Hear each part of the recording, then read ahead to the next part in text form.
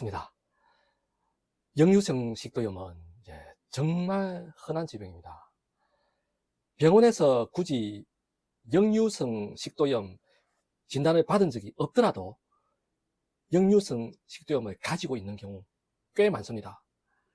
한 번씩 가슴이 답답하거나 흉통이 느껴지는 경우 심장의 문제이지 않을까 하고 생각하는 경우가 있는데 엄청 겁나죠.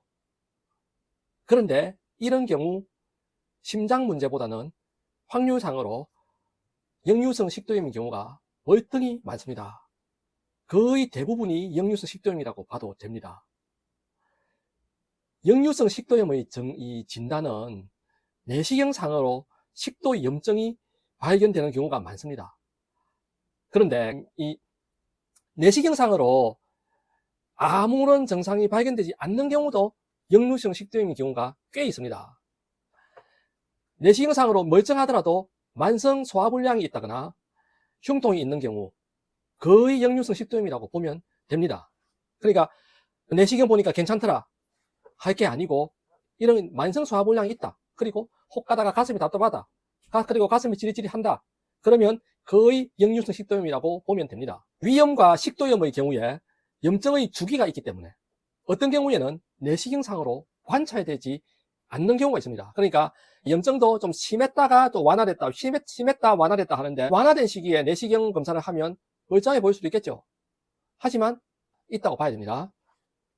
그러니까 관찰되지 않는다고 해서 역류성 식도염이 없다라고 생각하면 안 됩니다. 흔히 역류성 식도염의 치료로 이 제산제 많이 쓰죠. 제산제는 이 위산을 중화시키기 위해서 사용을 하는데 이건 임시방편일 뿐입니다. 즉 위산이 역류하면서 고통스럽죠. 그 고통을 들어주는 용도로 제산제를 사용하는 것이지 제산제를 사용하는 것이 근본적인 해결책이 되는 것은 아닙니다. 이 역류성 식도염은 사실 만성 소화불량이라고 봐야 합니다. 소화불량은 흔히 잘못된 식습관에서 원인을 많이 찾지만 식습관만이 소화불량의 원인이 되는 것은 아닙니다. 물론 많은 사람들이 잘못된 식습관을 가지고 있는 건 사실입니다. 가장 흔한 소화불량의 원인은 보통 신경성이란 말 많이 하죠. 근데 이거 맞는 말입니다. 많은 질환이 신경성으로 한마디로 하면 끝나기 때문에 즉 모든 질환에 신경성 갖다 붙이는 거 아니냐 이렇게 생각하실 수도 있습니다. 하지만 신경성 만성 소화불량의 원인 가장 많은 비율을 차지하는 원인 맞습니다. 너무 막연한 건 아니냐, 너무 안일한 거 아니냐 이렇게 생각하실 수도 있지만 그 말이 맞다고 봐야 됩니다. 그리고 무시할 수 없는 요인입니다.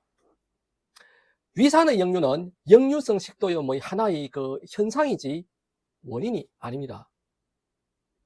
그리고 위산 자체가 문제될 것은 없습니다. 위는 위산이 있어야 합니다.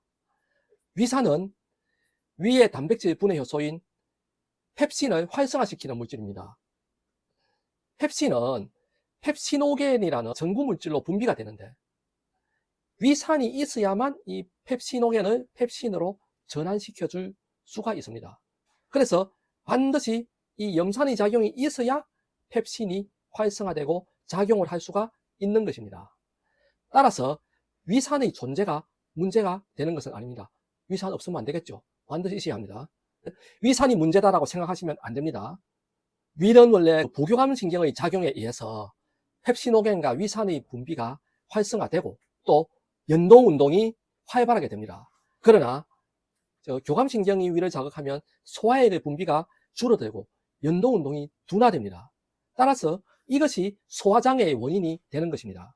뿐만 아니라 교감신경의 황지는 과립구의 정식을 유발하여 위점막과 식도의 내막을 자극합니다.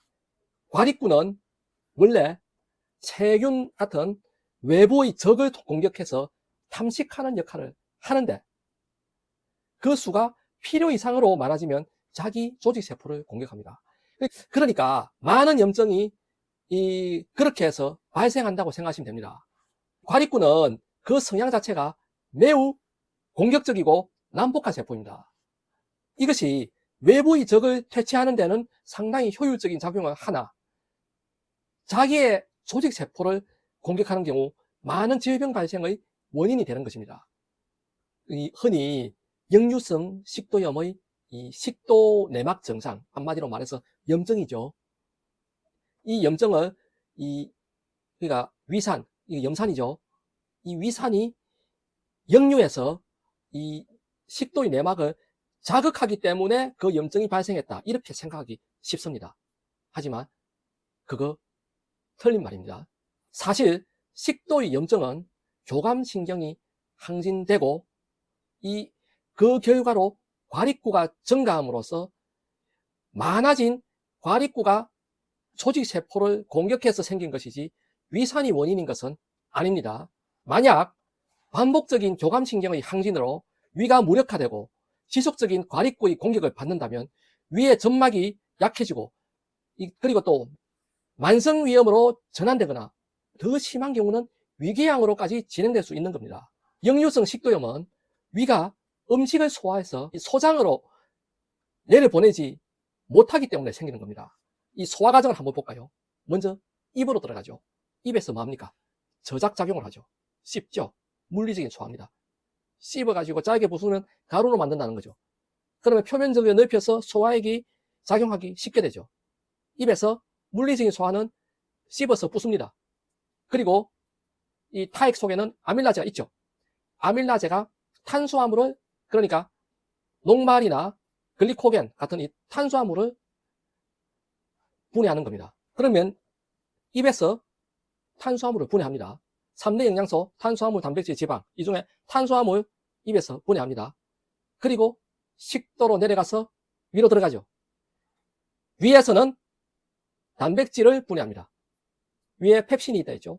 펩신은 위산의 작용이 반드시 있어야 된다 했죠. 펩신이 단백질을 분해합니다. 그러니까 위에서 단백질의 소화를 시작하는 것입니다. 그리고 위의 연동운동, 위의 연동운동으로 또한 음식을 잘게 또 부숩니다. 그러니까 이 위에서는 물리적인 소화는 연동운동, 화학적인 소화는 펩신에 의한 단백질 분해, 이렇게 되는 겁니다. 그러나 교감신경의 항진으로 이 위가 무력해지면 소화작용을 제대로 하지를 못합니다. 그래서 이 위에서 어느 정도 더 부수고 단백질도 많이 소화시킨 뒤에, 분해한 뒤에 소장으로 내려보내야 되는데 위에서 그 준비를 못한 겁니다. 그러면 위가 안 비워지겠죠. 그런데 어떻게 됩니까? 위가 안 비워지면 위에 음식물이 꽉 차 있겠죠. 그러면 공간을 확보하기 위해서 위에서 발생한 가스가 식도 쪽으로 올라가는 현상이 생기는데 이것이 역류성 식도염입니다. 이때 압력이 강할 경우에 소화가 덜 된 음식물이나 소화효소, 위산이 함께 이 식도를 통해서 역류하는 현상이 생깁니다. 그러니까 역류성 식도염이라고 해서 반드시 위산이나 이 소화 덜 된 음식물이 같이 올라와야 되는 건 아니지만 한 번씩 그런 현상도 있는 겁니다. 이 입부터 항문까지 이 긴 이 소화관은 사실 일방 통행도로입니다. 왕복 2차선이 아니라 편도 1차선입니다.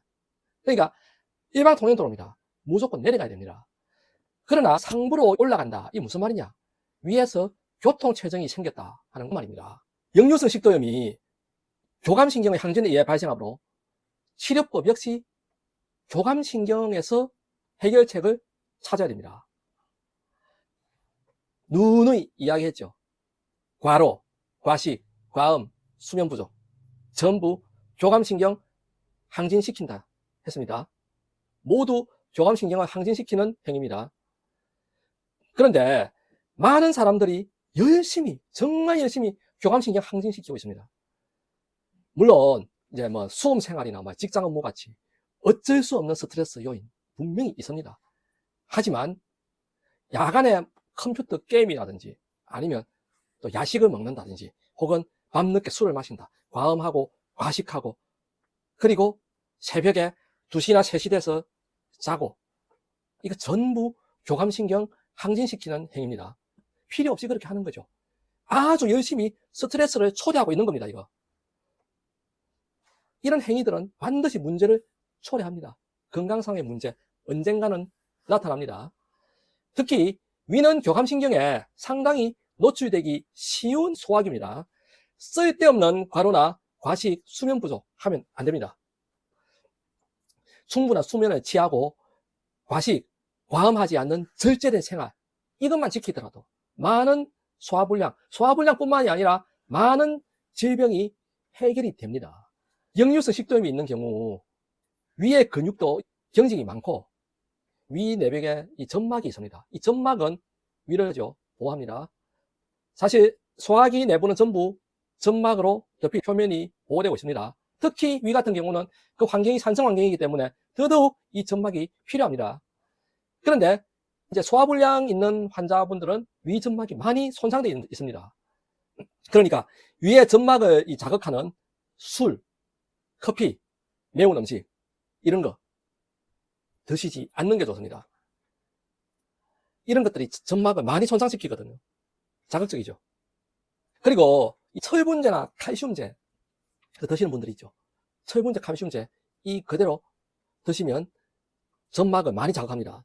그러니까 이 자극이 강할 수 있습니다. 많은 분들이 역류성 식도염의 원인을 이 위산에서 찾는 이제 착각을 하는 바람에 신음식을 기피하는 경우가 있는데 신음식 안 먹을 필요 없습니다. 위산이 문제가 아니라 했죠. 그러니까 신음식을 기피할 필요는 없습니다. 사실 칼슘제나 철분제 같은 경우 이 철분제, 칼슘제 같은 약물을 드시는 것보다는 철분이 많이 함유된 식품, 칼슘이 많이 함유된 식품 이렇게 식품을 드시는 것이 훨씬 위에 부담이 적고 또 효율적입니다. 대부분의 영양소가 다 그렇다 보시면 됩니다. 비타민C 역시 비타민C를 드시는 것보다 비타민C가 많이 함유된 식품 이렇게 드시면 훨씬 효율적입니다. 그리고 위에 부담도 없고 또한 몸에 무리도 없습니다. 약물로 드시면 설사를 한다거나 하는 부작용이 생길 우려가 많이 있기 때문에 가급적이면 저는 식품을 드실 것을 권합니다. 그러면 철분이 많이 들어있는 음식 어떤 게 있을까요? 다 아실 겁니다. 철분은 깻잎, 방아잎, 상추 이런 녹색 채소에 많이 들어있습니다. 그리고 해조류에도 철분은 많습니다. 칼슘은 생선을 먹으면 알게 모르게 생선뼈를 먹게 돼 있으니까 칼슘 많이 섭취하겠죠. 그런데 생선도 좋지만 귤, 오렌지 이 속에 칼슘 성분 상당히 많이 포함되어 있습니다. 그러니까 이런 식품을 섭취해서 철분이나 칼슘을 보충하는 것이 훨씬 좋겠죠. 특히 이 과일은 진액이 많기 때문에 위점막 생성에 많은 도움이 됩니다. 그래서 역류성 식도염에 상당히 좋은 식품이다 생각하시면 됩니다. 또한 해조류나 해산물, 김, 미역, 다시마 이런 해조류 끈적끈적하죠. 해산물, 전복, 멍게, 개불 다 끈적끈적하죠. 그리고 생선도 다 끈적끈적하죠. 위점막이 끈적끈적하죠. 그러니까 위점막뿐만 아니라 모든 소화기 내부는 다 끈적끈적합니다. 그래서 위점막의 형성에 많은 도움이 된다 이렇게 생각하시면 됩니다. 그러니까 이 역류성 식도염에 좋은 음식 하면 그냥 일단 진액 많고 끈적끈적하다 하는 것을 떠올리시면 됩니다. 그러니까 많은 과일이나 해조류, 해산물 다 좋습니다. 역류성 식도염이 사실 현대인들한테 워낙 흔한 질병이고 또 많이 볼 수 있고 본인이 가지고 있으면서도 모르는 경우도 많습니다. 역류성 식도염에 대해서는 제가 더 드릴 말씀은 많지만 일단 전체적으로 이렇게 한번 정리를 해드리겠습니다. 감사합니다.